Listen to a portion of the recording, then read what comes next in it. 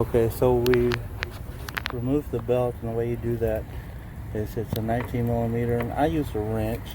There's not enough room to get a socket on there, but a belt removing tool would have worked, but I don't have mine with me. I just use 2 wrenches and I lock them together like this and pushed it to the I'm sorry, I'm telling you guys wrong.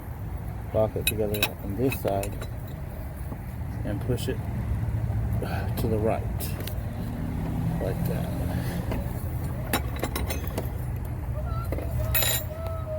Alright, the first bolt I'm taking off the alternator is this 10 millimeter. Holds this little wiring harness. Let me get that out of the way. Alright, the next step I'm going to do is remove the 2 alternator mounting bolts. There's one here and then one down here on the bottom. Alright, on this particular vehicle, the battery is located in the trunk area.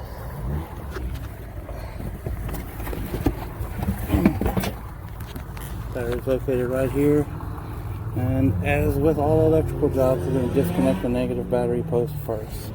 Okay, I went ahead and removed this wiring harness here. I just unbolted the 2 bolts that were in the bracket right here and unplugged these 3 sensors. There's one down here and these 2, and just got it out of my way. I don't see any information on this particular vehicle online at all. And the way this bracket is designed, it doesn't look like that I'm going to be able to get that alternator out from the bottom, going between the frame and that bracket. It's just, I don't think there's going to be enough room, so I believe it's going to have to come out the top, which means we're going to have to remove this radiator fan and that radiator hose, I believe. Okay, to remove the radiator fan, you have 2 bolts up here on the top, on the left and the right, and on the bottom, I don't know if you can see that right there. Gosh, you can't see it. There's a clip, there's a little locking clip. Let me see if I can get better access to it. It's right below that ring that holds the lower radiator hose. There's a little locking clip that locks this in place. I'm assuming on both sides, but I can't see the other side at all. Okay, we got the radiator fan out. These are the little clips I was telling you about. Now we're just wiggling the alternator out, and that's a challenge too. That is really one tight fit. So be patient with it. So we've wiggled it out of its bracket. It took an act of Congress and it's out of there. Now we're disconnecting the wires. This was just a pull tab release. Where is it? I'll show you to you here. This pull tab release. Pinch the tab here, pull it out. And this one looks like 12 millimeter.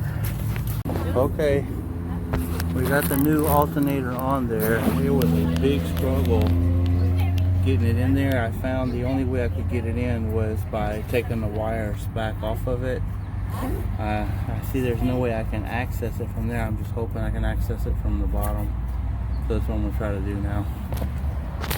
Okay, luckily it is accessible from the bottom. There's no way you could have gotten the alternator out through the bottom. The hole is nowhere near big enough. But it was, I just couldn't get the alternator to go in with the wires on it. I had to take the wires back off, and it went in fairly easily after that. But let's go ahead and hook the wires up. And this plastic, it had this plastic cowling on here, was just held in by half a dozen 10 millimeter bolts. Okay, here's the belt routing for this car.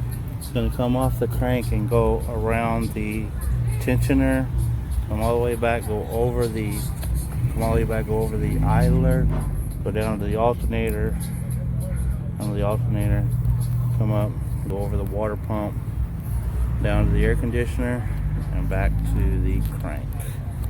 And that's that. And to remove the belt, it's 19 millimeter socket there. And push it counterclockwise.